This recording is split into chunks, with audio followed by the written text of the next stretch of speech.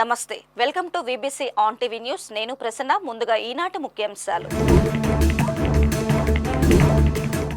Destination వెడ్డింగ్లను ప్రోత్సహించాలన్న Modi ఏడాది పొడుగునా పర్యాటకం అభివృద్ధి చెందుతుందని ప్రధాని వెల్లడి చరిత్ర కోసం ఎంతో అధ్యయనం చేయాలన్న నిర్మలా సీతారామన్ విశాఖలో ప్రపంచ చరిత్ర పుస్తక ఆవిష్కరణలో పాల్గొన్న ఆర్థిక శాఖ మంత్రి తిరుమల భక్తుల ఆహారంలో కొత్త మెనూ ప్రారంభం అన్నప్రసాద వితరణలో పాల్గొన్న టీటీడీ చైర్మన్ ఎన్టీఆర్ ట్రస్ట్ భవన నిర్మాణానికి శంకుస్థాపన విజయవాడలో 5 అంతస్తులతో అధునాతన నిర్మాణం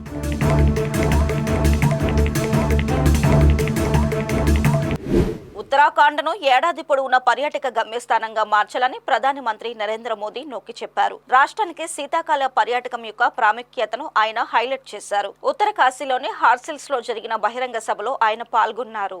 ఈ సందర్భంగా నరేంద్ర మోదీ మాట్లాడుతూ ఉత్తరాఖండ్లో ఇకపై ఆఫ్ సీజన్ ఉండదని, పర్యాటకం ఏడాది పొడవునా అభివృద్ధి చెందుతుందన్నారు. ఈ దశాబ్దం ఉత్తరాఖండ్ ఇదేనని, పురోగతికి కొత్త మార్గాలు తెరుచుకుంటున్నాయని మోదీ పేర్కొన్నారు. శీతాకాలంలో ఖాళీగా ఉన్న హోటళ్లు మరియు హోంస్టేల వల్ల కలిగే ఆర్థిక అసమతుల్యతను ఎత్తిచూపుతూ ఉత్తరాఖండ్ నిజమైన అందం శిఖరాగ్రంలో ఉన్న సీజన్ ఇదేనన్నారు. సంవత్సరంలో 365 రోజులు పర్యాటకాన్ని ప్రోత్సహించాలని, రాష్ట్ర పర్యాటక పరిశ్రమను బలోపేతం చేస్తూనే ఉత్తరాఖండ్ యొక్క దివ్య ఆకర్షణను సందర్శకులు అనుభవించేలా చూడాలని ఆయన చెప్పారు. ఉత్తరాఖండ్లో డెస్టినేషన్ వెడ్డింగులను ప్రోత్సహించాలని కూడా ప్రధానమంత్రి సూచించారు. ఇది చిరస్మరణీయ వేడుకలను అనుభవైన ప్రదేశంగా అభివర్ణించారు. देश के पूरब, पश्चिम, उत्तर, दक्षिण और मध्य भी हर कोने के लोगों से, खासकर युवा पीढ़ी से और मां गंगा के मायके से, इस पवित्र भूमि से देश की नौजवान पीढ़ी को विशेष रूप से आह्वान कर रहा हूं, आग्रह कर रहा हूं। साथियों, सर्दियों में देश के बड़े हिस्से में जब कोहरा होता है, सूर्यदेव के दर्शन नहीं होते, तब पहाड़ों पर धूप का आनंद मिल रहा होता है। ये एक स्पेशल इवेंट बन सकता है। और गढ़वाली में से क्या कहेंगे? घाम तापो पर्यटन।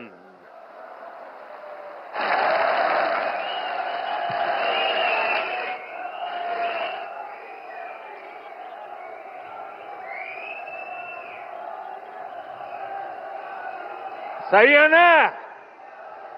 घाम तापो पर्यटन। इसके लिए देश के कोने कोने से लोग उत्तराखंड जरूर आए। खासकर हमारे कॉरपोरेट वर्ल्ड के साथी, वे विंटर टूरिज्म का हिस्सा बने। मीटिंग्स करनी हो, कॉन्फ्रेंसेस करनी हो, एग्जीबिशंस करने हो, तो विंटर का समय और देवभूमि, इससे होनहार कोई जगह नहीं हो सकती है। मैं कॉरपोरेट वर्ल्ड के बड़े महानुभावों से भी आग्रह करूंगा, वो अपने बड़े बड़े सेमिनार्स के लिए उत्तराखंड आए, माइस सेक्टर को एक्सप्लोर करें। यहां आकर लोग योग और आयुर्वेद के जरिए रिचार्ज और री एनर्जाइज भी हो सकते हैं। देश की यूनिवर्सिटी, प्राइवेट स्कूल्स और कॉलेज में मैं उन सब नौजवान साथियों से भी कहूंगा कि स्टूडेंट्स के विंटर ट्रिप्स के लिए आप उत्तराखंड को पसंद कीजिए। साथियों, हमारे यहां हजारों करोड़ की इकोनॉमी वेडिंग इकोनॉमी है। शादियों में हजारों करोड़ रुपए का खर्च होता है, बहुत बड़ी इकोनॉमी है। आपको याद होगा, मैंने देश के लोगों से आग्रह किया था, वेड इन इंडिया, हिंदुस्तान में शादी करो। आजकल लोग दुनिया के देशों में चले जाते हैं। यहां क्या कमी है भाई? पैसे यहां खर्च करो ना।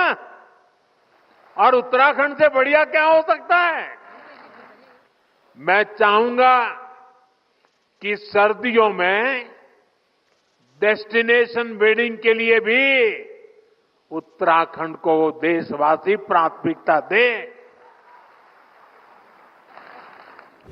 మన దేశం మీద దాడి చేసిన వారు రాసిన చరిత్రనే ఇప్పటి వరకు మనం చదువుతూ వచ్చామని, కానీ నూతన విద్యా విధానంతో ఇకపై అలాంటి వాటికి తావు ఉండదని కేంద్ర ఆర్థిక శాఖ మంత్రి నిర్మలా సీతారామన్ అన్నారు. విశాఖలోని గీతం విశ్వవిద్యాలయం వేదికగా జరిగిన దగ్గుబాటి వెంకటేశ్వరరావు రచించిన ప్రపంచ చరిత్ర పుస్తకావిష్కరణ సభకు ఆమె ముఖ్య అతిథిగా హాజరయ్యారు. ముఖ్యమంత్రి చంద్రబాబు నాయుడు, భారత మాజీ ఉపరాష్ట్రపతి ఎం వెంకయ్య నాయుడుతో కలిసి వేదిక పంచుకున్నారు. ఈ సందర్భంగా కేంద్ర ఆర్థిక శాఖ మంత్రి నిర్మలా సీతారామన్ మాట్లాడుతూ చరిత్ర అనేది ఎంతో అధ్యయనం చేస్తే కాని రాసేది కాదన్నారు. విజేతలతో రాయబడేదే ఎప్పుడూ చరిత్ర అవుతుందన్నారు. గెలిచిన వాడు ఉత్తముడైనప్పుడు వారు రాసిందే సమాజానికి అవసరమన్నారు. ఒక రచయిత కాకపోయినా చరిత్ర విషయాలను సంపూర్ణంగా గ్రహించి సమగ్రమైన పుస్తకం అందించారని ఆమె అభినందించారు. అందువల్ల భారతదేశం ఒక చరిత్ర will still have to be written not once but by many scholars. మనకు ఇప్పుడు అది ఎపిక్ అంటాం, లేకపోతే మన ఏన్షియంట్ మిథాలజీ అనే రాంగ్ పదంని వాడతారు. రామాయణమో మహాభారతం గురించి మాట్లాడుతున్నప్పుడు we treat it as history. మన కల్చరల్ ట్రైట్ ఏంటి? ఇతిహాసం యాజ్ ఇట్ ఇస్ చెప్పడం. యాజ్ ఇట్ ఇస్ చూసిన వాళ్ళు చెప్పే రాస్తే అది ఒకటి. మహాభారతం చూసారా అంటే ఎస్, కురుక్షేత్ర వారని సంజయన్ కళ్ళతోటి చూసినదే కదా రికార్డ్ అవుతుంది. ఇక్కడ జరిగినదని జరిగినట్టు చెప్పడం, దాంట్లో మంచి వస్తాయి, కొన్ని చెడు వస్తాయి, మనకు ఇష్టమైనవి వస్తాయి, మనకి ఇష్టం కానివి కూడా వస్తాయి. బట్ అది చెప్పడానికంట అంత ఆత్మవిశ్వాసం, self confidence. I will say what is happening before me which is good. I will say before me whatever is happening which may not be up to our liking. అది చెప్పడం హిస్టరీలో చాలా ముఖ్యం. అది చెప్పే కల్చర్ మనది. We did not hide unpleasant things. But hiding or painting or whitewashing unpleasantness according to certain moral values, western హిస్టరీలో చాలా జరిగినాయి. వాల్యూ సిస్టమ్స్ కూడా చాలా చాలా మారి ఇండియాకు వచ్చినప్పటికీ for a liberal Indian culture Victorian value systems తోటి వచ్చి ఇది మంచిది, అది మంచిది కాదు అని చెప్పే రకంగా మన మీద ఇంపోజ్ చేయబడినవి చాలా ఉన్నాయి. ఆ ఇంపోజ్ చేయబడినవి మనసులో పెట్టుకుని రాసిన హిస్టరీస్ చాలా ఉన్నాయి.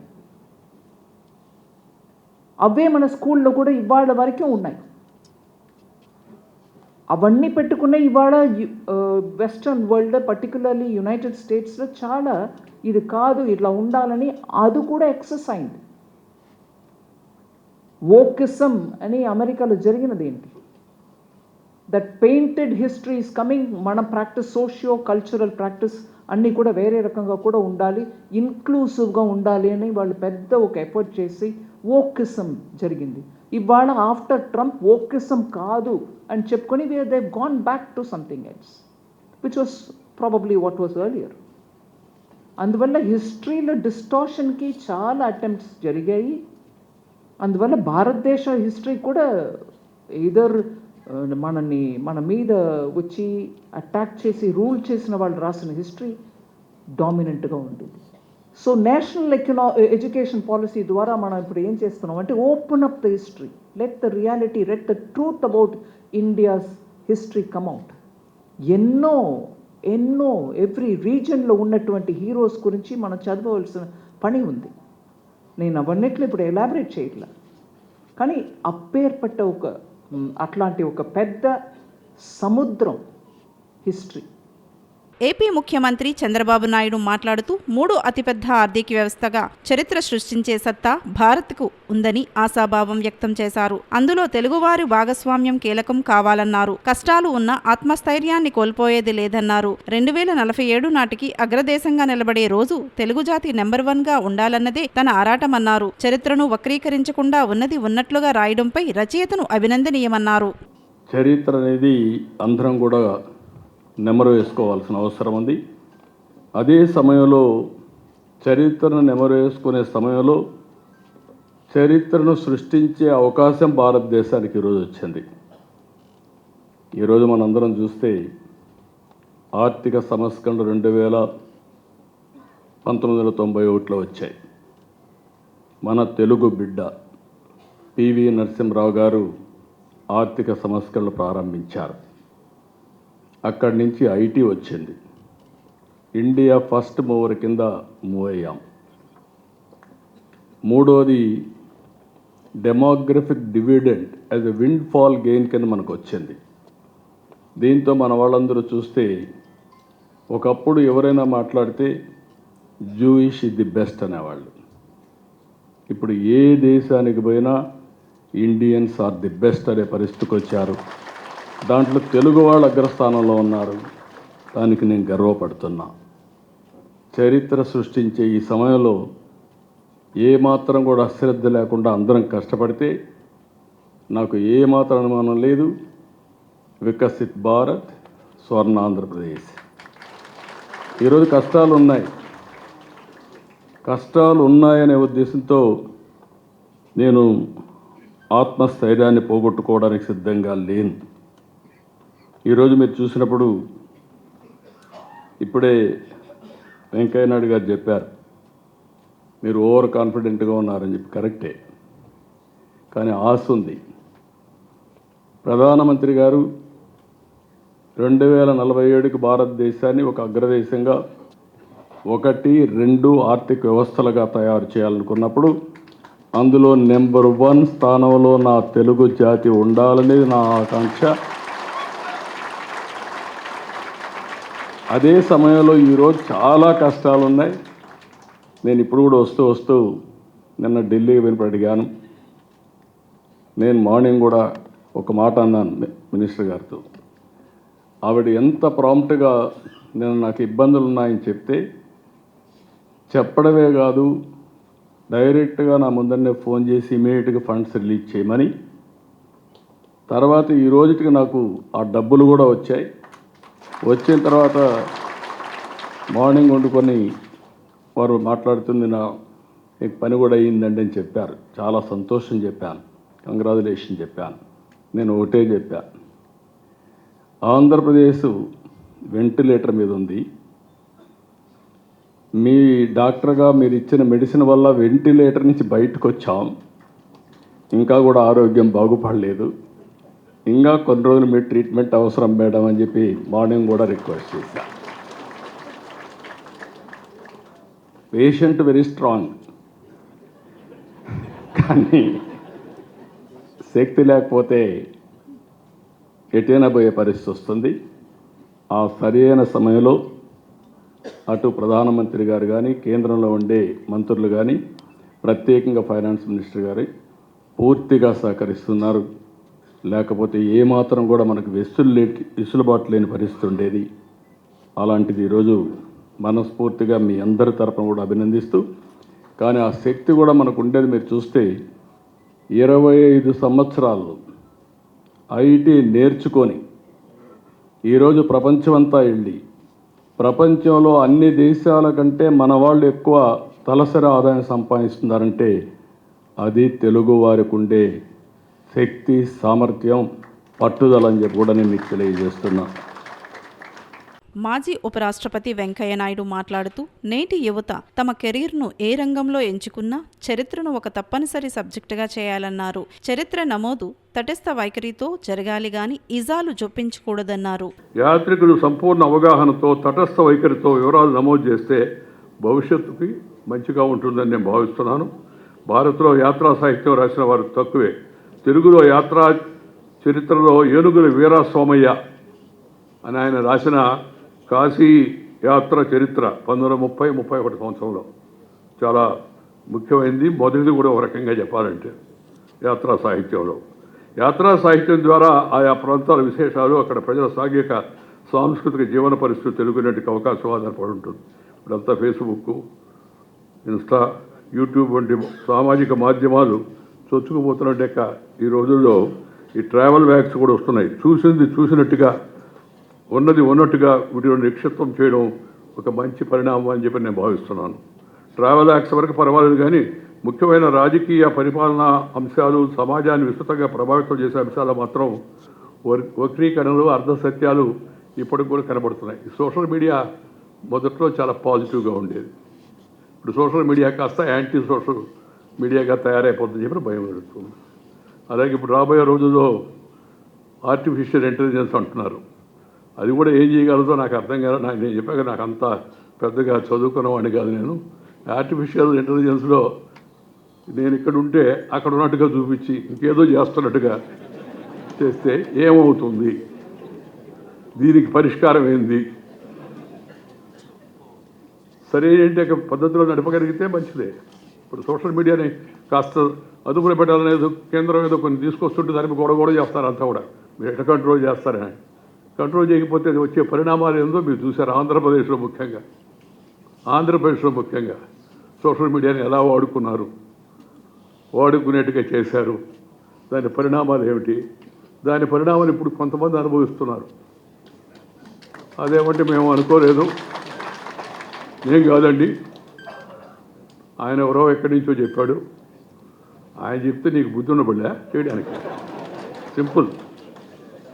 ఇది వేరే విషయం అనుకోండి. రాజకీయాల్లోకి వ్యక్తుల గురించి పోను, నేను రాజకీయాల్లో లేను నేను ఇప్పుడు. అందువల్ల నాకు దాని గురించి పెద్ద ఇదే. కానీ జరుగుతున్న విషయాలు, వాటి గురించి సహజంగా ఒక బాధ్యత కింద పౌరుడిగా ఆందోళనగా ఉంటుంది.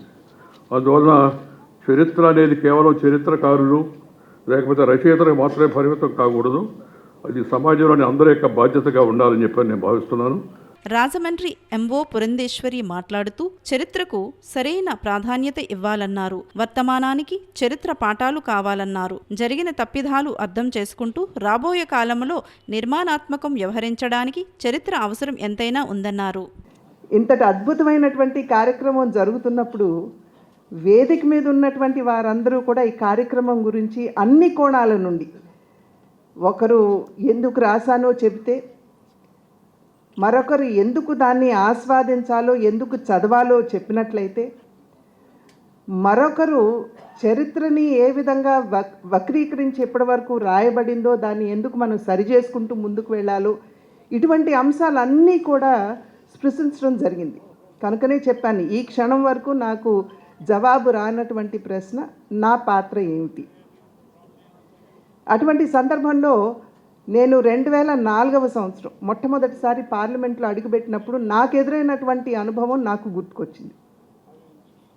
అంటే ఒకంత మరీ సీరియస్గా కాకుండా ఒకంత కొంచెం హాస్యంగా ముందుకు వెళ్దాం అనేటువంటి ఆలోచన. పార్లమెంట్లో అడుగుపెట్టినటువంటి సందర్భంలో నాకు అప్పుడు ప్రశ్నలు ఎలా లేవనెత్తాలో, ఇంటర్వెన్షన్స్ ఎలా చేయాలో తెలియనటువంటి పరిస్థితి. అప్పుడు శ్రీనివాస్ బీకే పాటిల్ గారని మహారాష్ట్ర నుండి ఒక పార్లమెంట్ సభ్యులు నా పక్కన కూర్చుండేవారు.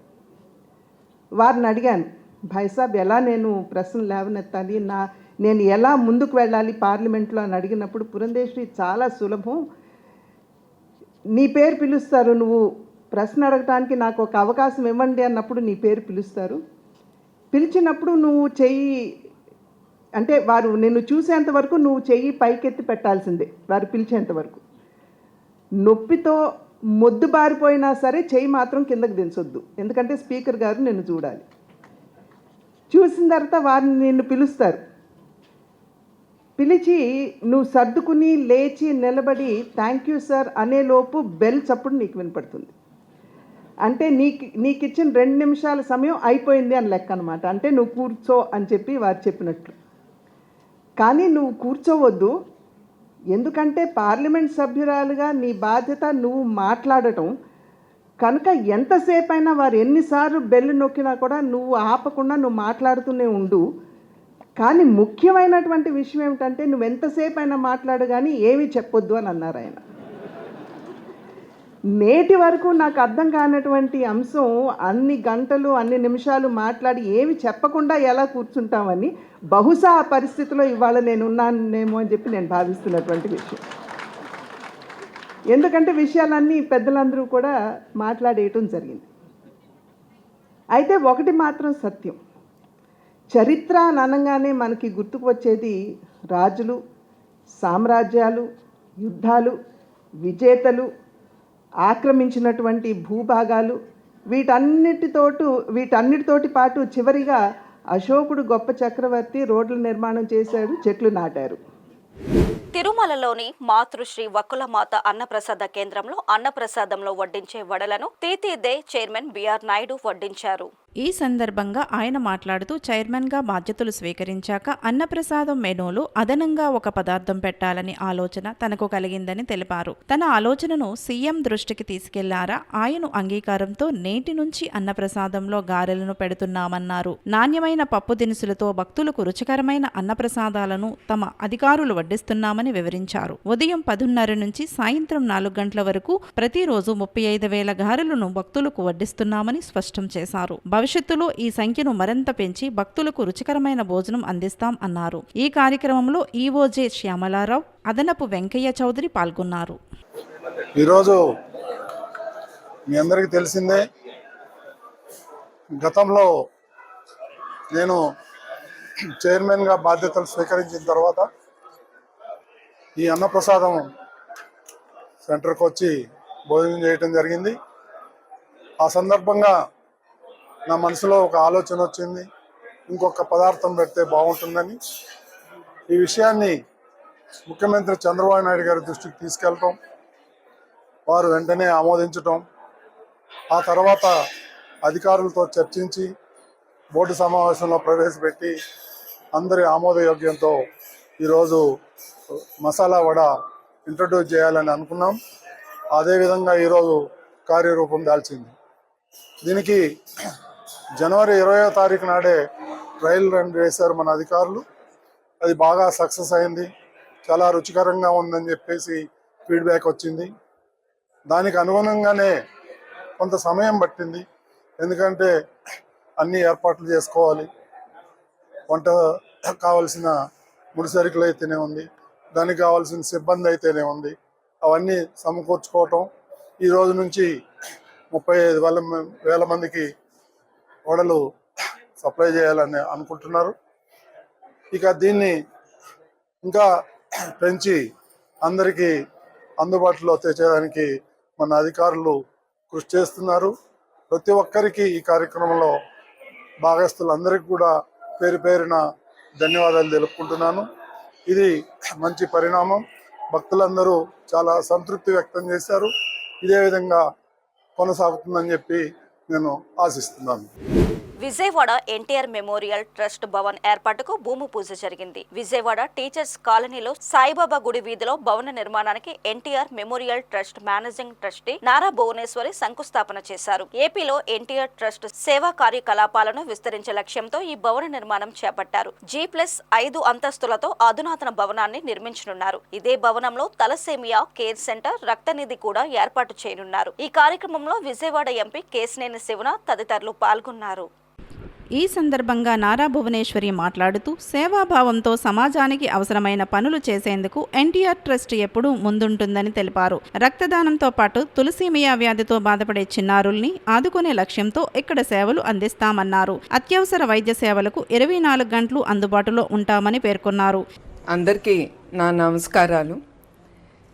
ఎన్టీఆర్ మెమోరియల్ ట్రస్ట్ ఇప్పటికి 28 ఏళ్ళు అయింది చంద్రబాబు నాయుడు గారు దీన్ని స్థాపించి. ఏ నమ్మకంతో ఆయన ప్రజల కోసం వాళ్ళకి ఎప్పుడు అవసరం అప్పుడు మేము ట్రస్ట్ ముందుండాలని ఇది ప్రజల కోసం ఇది నిర్మించారు చంద్రబాబు నాయుడు గారు. అట్లానే మేనేజింగ్ ట్రస్టీగా నేను ఈ ట్రస్టు ముందుకి మా టీంతో పాటు చాలా సేవా కార్యక్రమాలు ప్రజల కోసం తీసుకెళ్తున్నాం. వాళ్ళకి ఎప్పుడు ఏది అవసరమో మన సమాజానికి అప్పుడు ఎన్టీఆర్ ట్రస్ట్ ఎప్పుడు ముందుంటుంది. ఈ ఎన్టీఆర్ ట్రస్ట్ హైదరాబాద్లో ముందల అక్కడ ప్రారంభం జరిగింది. ఇప్పుడు ఇక్కడ విజయవాడలో మేము ఇది ముందుకు తీసుకెళ్తున్నాం ఎన్టీఆర్ ట్రస్ట్. ఇప్పుడు ఈ ట్రస్ట్ బిల్డింగ్లో office plus blood bank plus thalassaemia centre పిల్లలకి మీకు గుర్తు చేస్తున్నాము. మా NTR trust we work the talk అంటే మేము ఏది మాట్లాడతామో అది మేము చేసి చూపిస్తాం. మీరు ఎప్పుడు అనుకునుండరు మేము ఇన్ని కార్యక్రమాలు చేస్తున్నామని. అందుకే ప్రజల కోసం వాళ్ళకి తెలియాలి మా ట్రస్ట్ ఎన్నెన్ని సేవా కార్యక్రమాలు తీసుకెళ్తున్నాము. అదే కాకుండా మొన్న NTR memorial trust euphoria musical night మేము ముందుకి తీసుకెళ్ళామంటే అది థాలసీమియా పిల్లల కోసం స్పెషల్గా ఆ ప్రోగ్రామ్ అనేది మేము ముందుకు తీసుకెళ్ళాం. మేము ఏది చెప్తామో అది చేస్తాము. అట్లానే మేమేది ప్రజలకి మేము హామీ ఇచ్చాము. మేము బ్లడ్ బ్యాంక్ కానీ థాలసీమియా సెంటర్స్ కానీ మేము ఓపెన్ చేస్తాము. అట్లానే ఇక్కడ విజయవాడలో ఈ ఎన్టీఆర్ ట్రస్ట్ బిల్డింగ్లో మేము blood bank plus thalassaemia centre పిల్లల కోసం వాళ్ళ కోసం మేము ముందుకు తీసుకెళ్తున్నాం. ఈ ఎన్టీఆర్ ట్రస్ట్ బిల్డింగ్ అనేది నెక్స్ట్ ఫిబ్రవరి 2025లో 26లో ఫిబ్రవరిలో మేము ఇది ఇనాగ్రేషన్ చేస్తాము తప్పకుండా. ఇవన్నీ మేము ముందుకు తీసుకెళ్ళగలుగుతున్నామంటే ఇది దాతలు, ఇది ఒట్టి ఒక ట్రస్ట్ మాది అని అన్ను 10 మంది చెయ్యి కలిపితేనే మేము మంచి పనులు ముందుకు తీసుకెళ్ళగలం. ఒక ట్రస్ట్ వల్లనే కాదు, మాతో పాటు చాలామంది దాతలు ఏమీ అడగకుండా మా మీద నమ్మకంతో వాళ్ళు ముందుకొచ్చి మాతో చెయ్యి కలిపి మేమున్నాము అనే హామీతో వాళ్ళిచ్చే డొనేషన్స్తో మేము ఇన్ని కార్యక్రమాలు చేయగలుగుతున్నాం. ఇప్పుడు కూడా చాలామంది విరాళాలు ఇచ్చారు. అది నేను ఎప్పుడు గుర్తు చేస్తాను అందరికీ, అది లక్షలవునే, కోట్లవునే, వేలవునే, 10 రూపాయలవని తిరిగి మనం సమాజానికి సేవ చెయ్యాలి. తర్వాత మా హెరిటేజ్ ఫుడ్స్ వాళ్ళ సిఎస్ఆర్ ఫండ్స్తో కూడా వాళ్ళు మాకు దాతలుగా నుంచుని వాళ్ళు ఈ ఎన్టీఆర్ ట్రస్ట్తో ముందుకి వాళ్ళు కూడా చేయగలి. దీనిపై రాష్ట్ర ముఖ్యమంత్రి చంద్రబాబు స్పందించారు. పేదలకు, అభాగ్యులకు సాయం అందించే మహోన్నత లక్ష్యంతో పనిచేస్తున్న ఎన్టీఆర్ ట్రస్ట్ నేడు విజయవాడలో సొంత భవన నిర్మాణానికి శంకుస్థాపన చేసుకున్న వేళ నారా భువనేశ్వరిని ట్రస్ట్ నిర్వాహకులను అభినందిస్తానని తెలిపారు. ప్రభుత్వ మద్యం పాలసీ ప్రకారం గీత కార్మికులకు మద్యం షాపులను లాటరీ పద్ధతి ద్వారా కేటాయించారు. కాకినాడ జిల్లా కలెక్టరేట్ వివేకానంద హాల్లో ప్రొహిబిషన్ అండ్ ఎక్సైజ్ శాఖ ఆధ్వర్యంలో లాటరీ ద్వారా షాపులను కేటాయించారు. ఈ సందర్భంగా ఎక్సైజ్ శాఖ డిప్యూటీ కమిషనర్ ఏనుగుల చైతన్య మురళి మీడియాతో మాట్లాడుతూ ప్రభుత్వ నిబంధనల ప్రకారం గీత కార్మికులకు కాకినాడ జిల్లా పరిధిలో 16 షాపులు మంజూరు అయ్యాయని గుర్తు చేశారు. ఈరోజు కాకినాడ డీసీ పరిధిలో మొత్తం 42 షాపులు, అవి గీత కార్మికుల కోసం కేటాయించిన షాపులు. ఇది ప్రభుత్వ విధానం. లిక్కర్ పాలసీలో ఇంత ముందే ఇవన్నీ చెప్పున్నారు. వాటి ప్రకారం పోయిన నెల జరగాల్సినవి ఇవి. అయితే ఇక్కడ గ్రాడ్యుయేట్ కాన్స్టిట్యుయెన్సీ ఎమ్మెల్సీ ఉండటం మూలంగా అవి పోస్ట్పోన్ అయినాయండి. ఇప్పుడు కోడ్ తొలగింది, మీకు మొన్న రిజల్ట్ వచ్చినాయి కదా, దాని ప్రకారం ఈరోజు ఇక్కడ కోనసీమ అలాగే రాజమండ్రి జిల్లాల్లో ఈ 42 సీట్ల షాపులకు కానీ ఈరోజు లాటరీ నిర్వహిస్తున్నాము. ఇప్పుడు దరిదాపు సగం వరకు ఇక్కడ అయిపోయిందండి, కోనసీమ రాజమండ్రి. ఈ వార్తలు ఇంతటితో సమాప్తం. మరిన్ని విశేషాలతో మళ్ళీ కలుద్దాం.